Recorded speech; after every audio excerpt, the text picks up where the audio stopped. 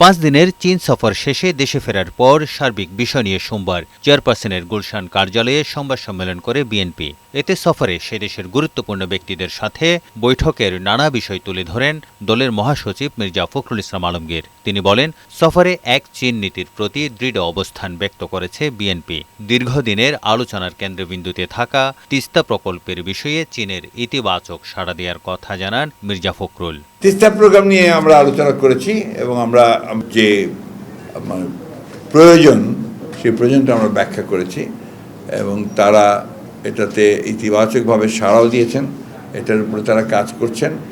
আমরা অবশ্যই তাদের যে প্রস্তাব যদি তারা দেয় সেই বিষয়টা আমরা ভবিষ্যতে যদি আমরা কখনো সরকার পরিচালনার দায়িত্বে আসি তখন সেটা আমরা অত্যন্ত ইতিবাচকভাবেই দেখব বলে আমরা বলেছি।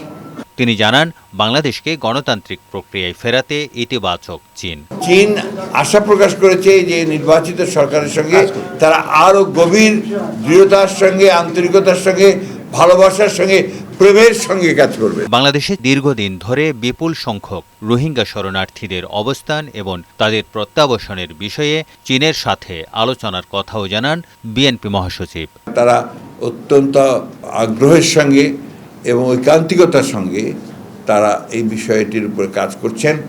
মিয়ানমার গভর্নমেন্টকে তারা রাজি করার চেষ্টা করছেন যে খুব দ্রুত এই এক্সপেক্টেশনটা হওয়ার জন্য। সংবাদ সম্মেলনে জানানো হয়, বাংলাদেশের অবকাঠামো উন্নয়ন, ডিজিটাল প্রযুক্তি, নবায়নযোগ্য জ্বালানি, মেডিকেল ও স্বাস্থ্য সেবা, উচ্চশিক্ষা, আধুনিক কৃষি প্রযুক্তি সহ বিভিন্ন ক্ষেত্রে চীনের আরও ভূমিকা রাখার আহ্বান জানিয়েছে বিএনপির প্রতিনিধি দল। তারেক শিকদার, বৈশাখী সংবাদ, ঢাকা।